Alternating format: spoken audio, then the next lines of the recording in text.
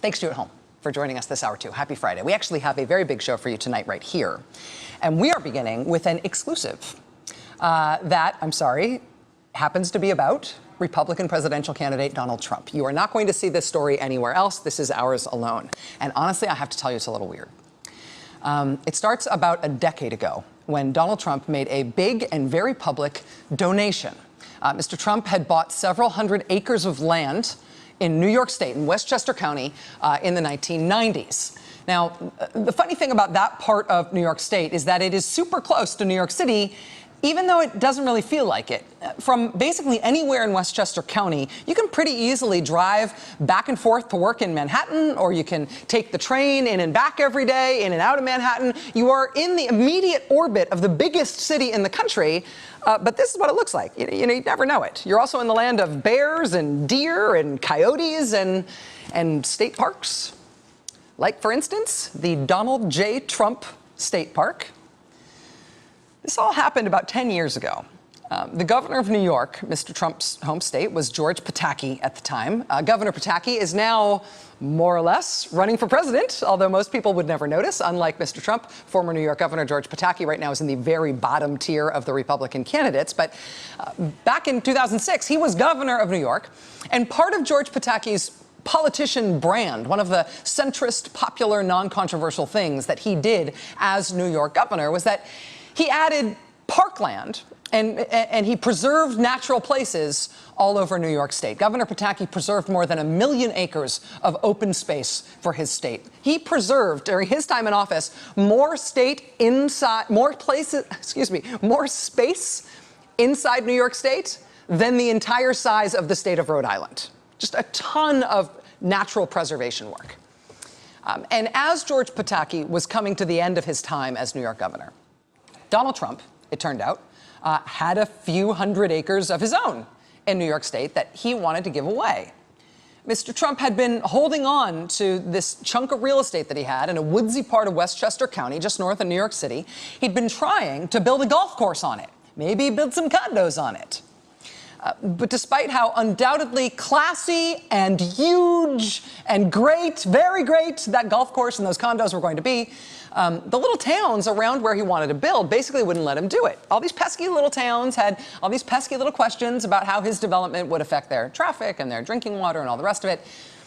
And those little towns beat Donald Trump. He didn't get to build his big development in Westchester County.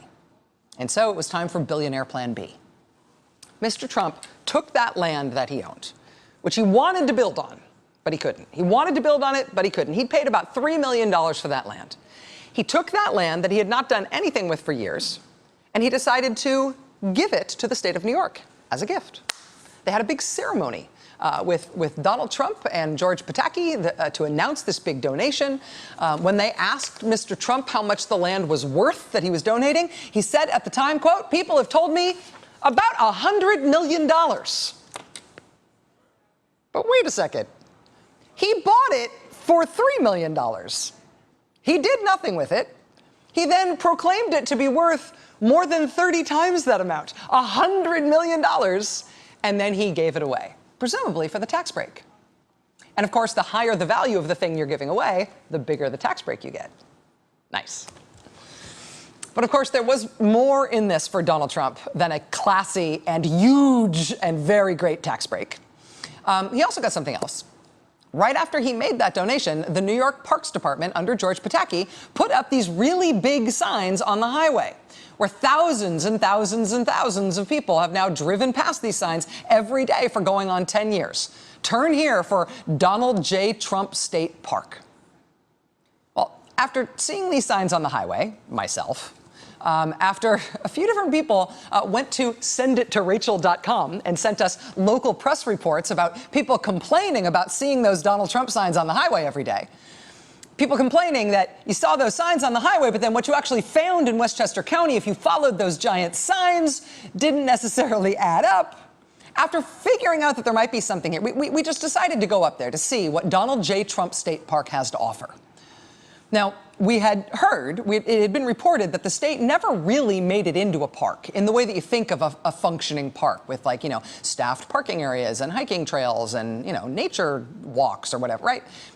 In fact, what New York State did is they officially closed it as a state park in 2010 when New York was having a budget crisis. But in the Journal News, local paper in Westchester County, the Journal News, a local columnist named Phil Reisman has been explaining that even though the Donald J. Trump State Park is officially closed, it's not like the land disappeared when they closed the state park. The signs are still there on the highway pointing you to Donald J. Trump State Park, as if it exists. Something is there if you follow those signs, kind of, but it's not a park. It's like an undead zombie park. It's like a phantom park.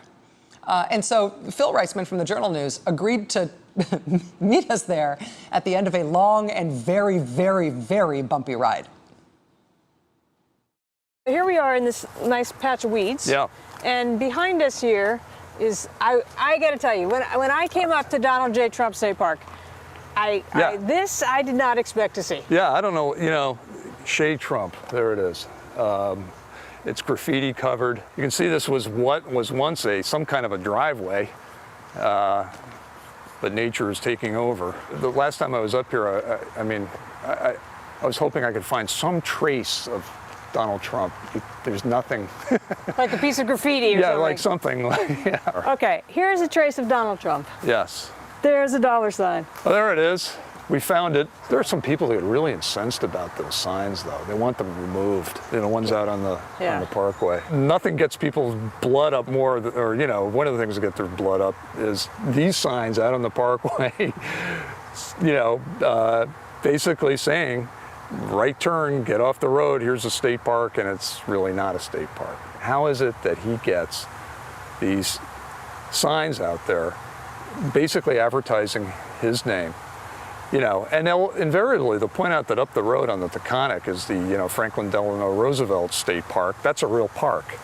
He's also a real president. Donald Trump might become a real president.